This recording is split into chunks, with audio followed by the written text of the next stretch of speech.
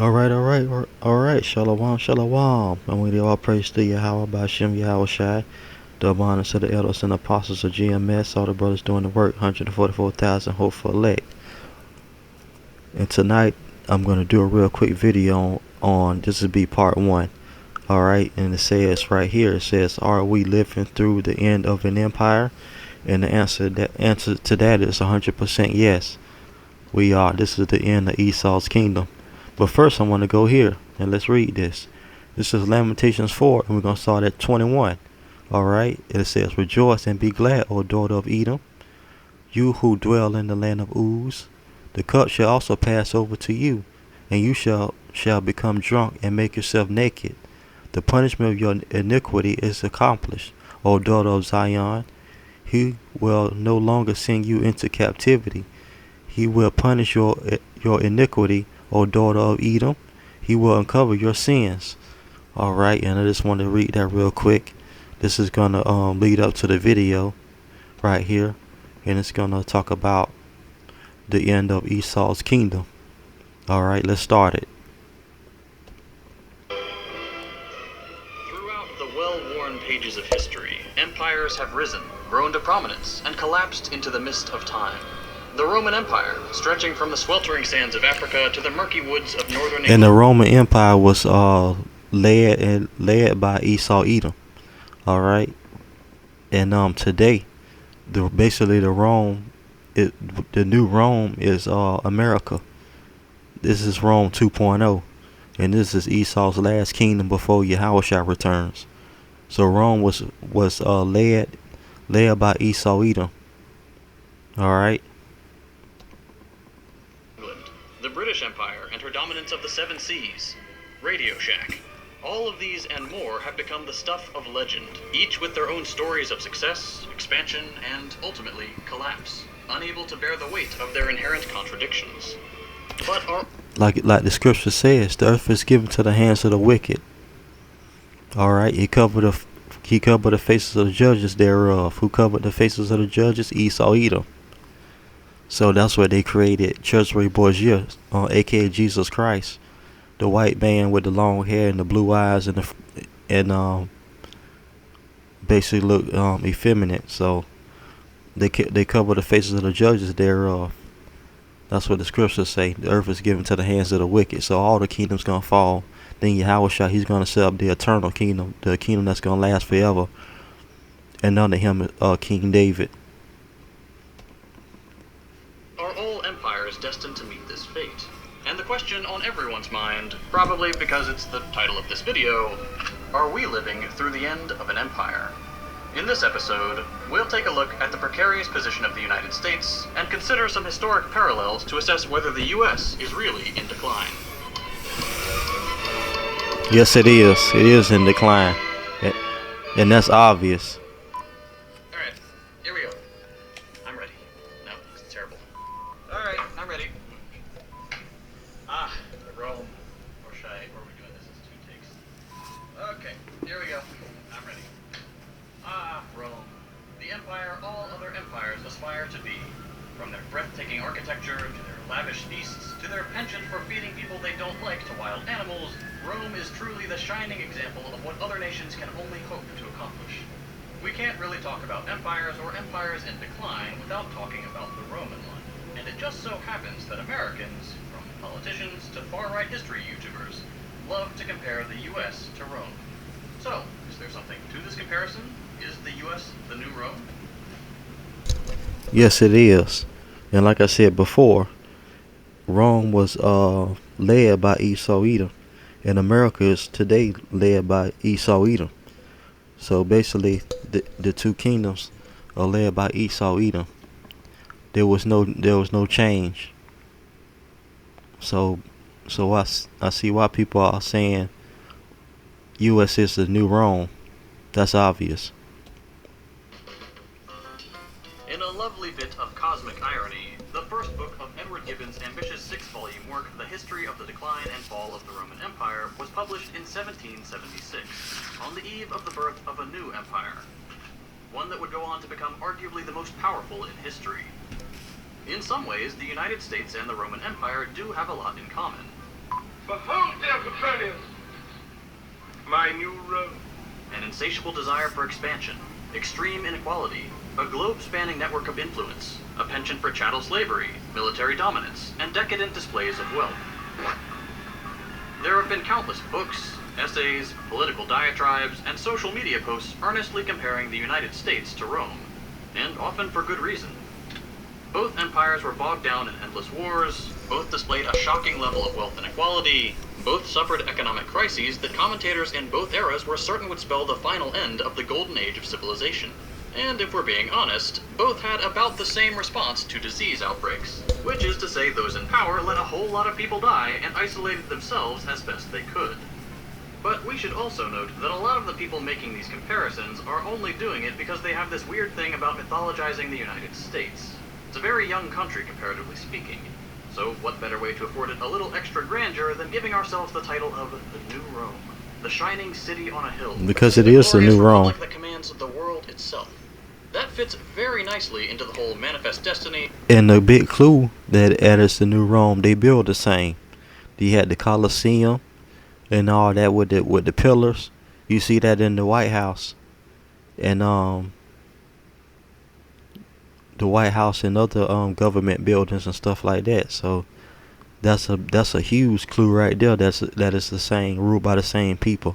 Esau, Edom. The American exceptionalism thing. We'll get back to that towards the end of the video. But first, we need to address what the end of an empire actually looks like. I'm sure you've heard the phrase, the fall of Rome. Despite the popularity of the phrase, most academics have moved on from the term fall when talking about the Roman Empire. The consensus now is that it wasn't any single inflection point that triggered a dramatic collapse, but an agonizing, generations-long slide into a decreased standing in the world. There wasn't one single point where we could say Rome was an empire yesterday, and today it's a failed project. The real world doesn't work like that.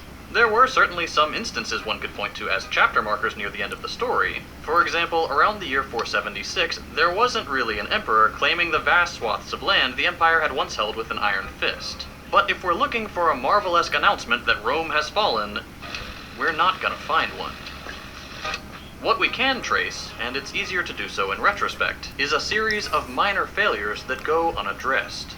Crumbling infrastructure due to lack of investment, rampant corruption, severe inequality, dwindling trust in institutions or leadership, And this is funny, because these are all the trademarks of America today.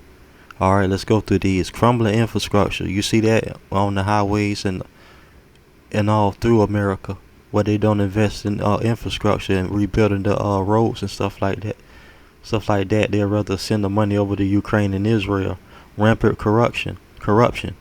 Alright, you see it in the government, and you see it in all the comment sections of people complaining about the government, and that they don't trust the government, and that they basically hate the government. You can see that all in the comment section of YouTube videos.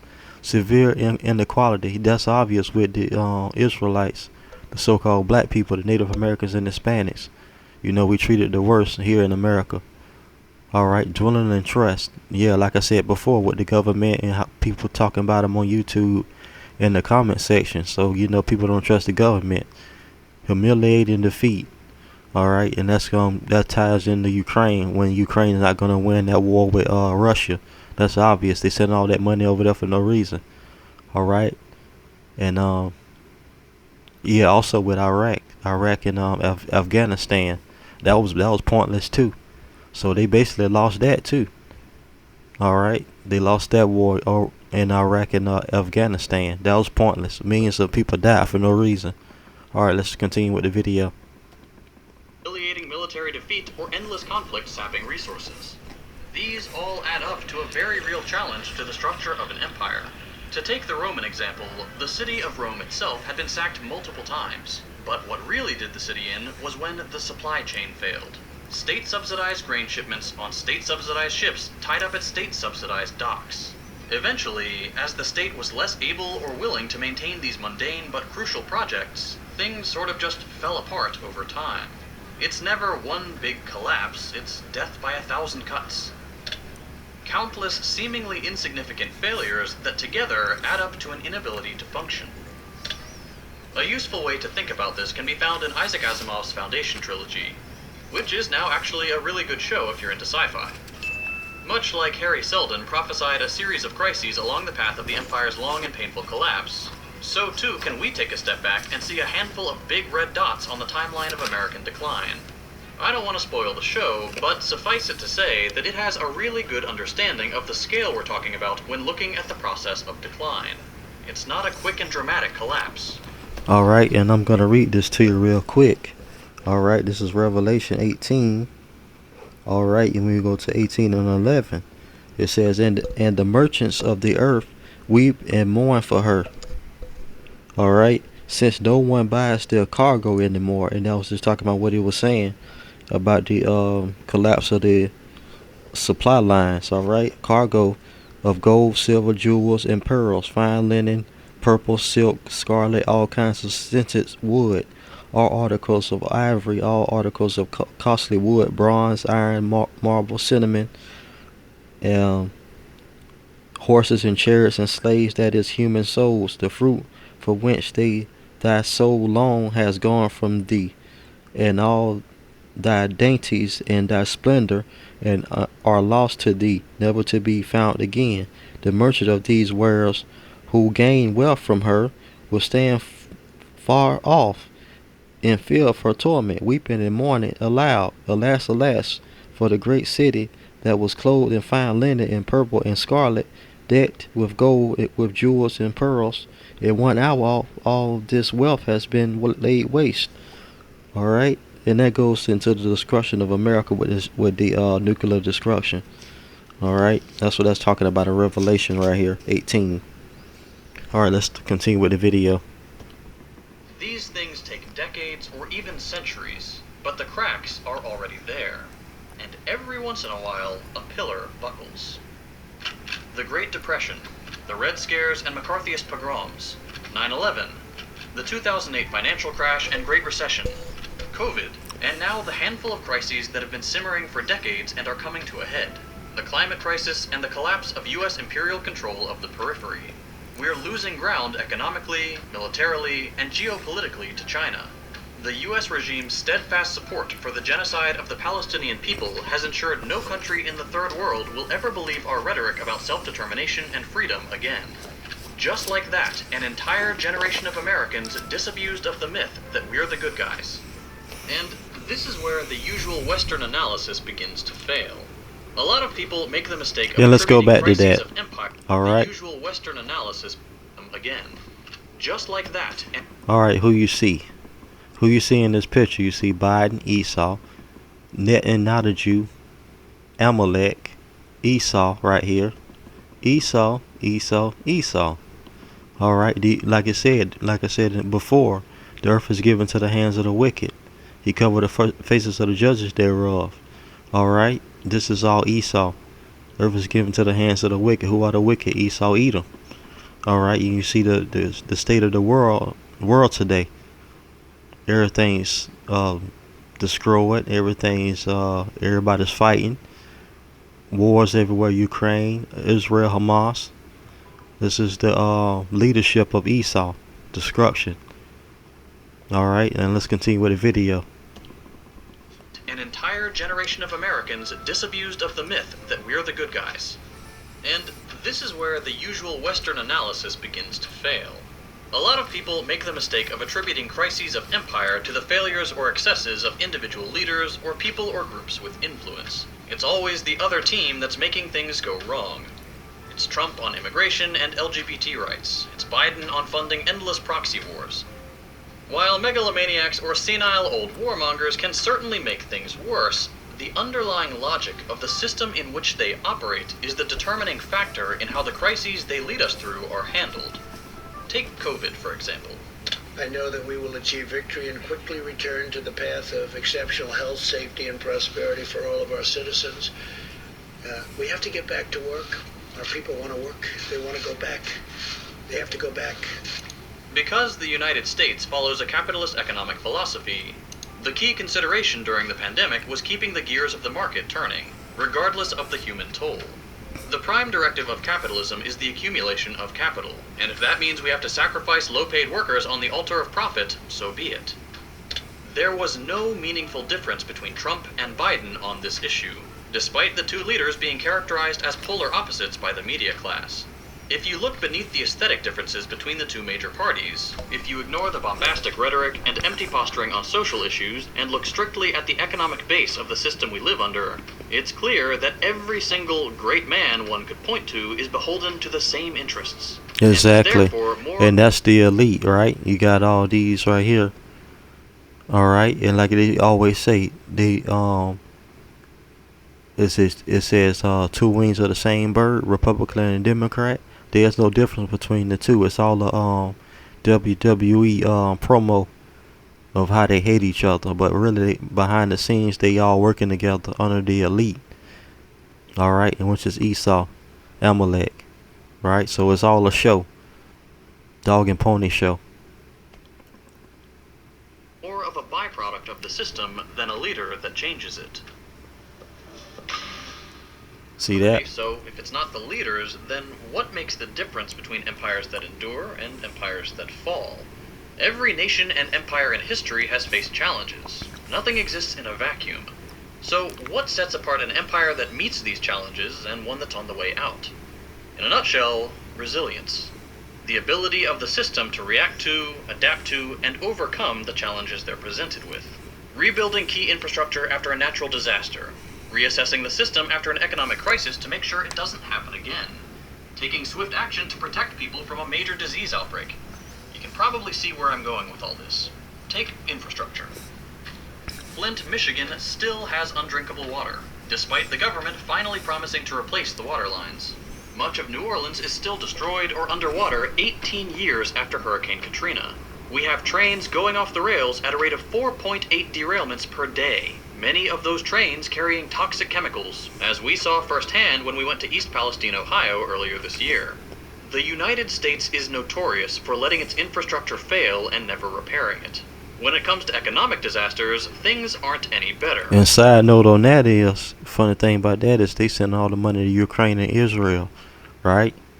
So they send all that money over there, but they, like he said in the video, he said that that they won't repair or rebuild the failing infrastructure in America, right? So it's all an inside job from the elite to destroy America from within, right? So they can bring on that MOTB, that chip, the C hip, right? To put it in your body like the in Revelation says, right? So let's just continue a little bit, then I go to scripture and that'll be part one. In the wake of the 07-08 financial crash and the recession that followed, nearly 10 million Americans lost their homes. Those homes were snatched up by institutional investors like BlackRock, and most of them are still held hostage on the rental market today. Did the government do anything about the conditions that led up to this crisis? Not really. They gave a couple people a slap on the wrist, but the vast majority of the criminal executives that profited from the real estate bubble and swindled the American people got off scot-free. And now, experts are saying it kinda looks like there's another bubble brewing. Most Americans are worse off now than they were in 2007. They haven't Exactly. So like I said before, everything's going down, right? Like I said before, and they send all the money to Ukraine and Israel. So this is not a surprise. They want to just break down America so everybody can be chipped, Michael C. hip, so they get for control, right? But I'll just stop it right here. This will be part one, and I'm gonna go to some scriptures, and that'll be the video. Then we do part two another time. So let's go to Isaiah.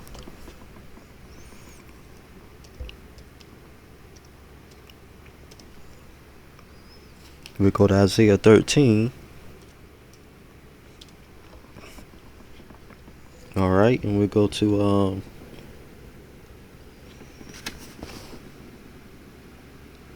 go down to 5. All right, we'll start right there. It says, all right, they came from a far country, from the end of heaven. The Lord and his weapons of indignation, which is the nuclear destruction that's coming to America to destroy the whole land. Well, for the day of the Lord is at hand. It will come as destruction from the Almighty. That's the nuclear destruction. Therefore, all hands will be limp. Every man's heart will melt, and they will be afraid. Pains and sorrow will take hold of them. They will be in pain as a woman in childbirth. They will be amazed at one another. Their faces will be like flames, right? And that's basically talking about nuclear destruction. Behold, the day of the Lord comes, cruel with both wrath and fierce anger, to lay the land desolate, and he will destroy its sinners from it. For the stars of heaven and their constellations will not give their light. The sun will be darkened and its going forth, and the moon will not cause its light to shine. And whenever you see nuclear destruction, it covers up the sun, so it be dark, real dark. So from the clouds and everything. So that's a perfect example of that happening. All right.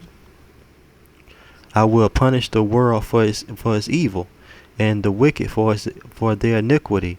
I will halt the arrogance of the proud, and I will lay low the haughtiness of the terrible. I will make a mortal more rare than fine gold, and a man more than the golden wedge of Ophir.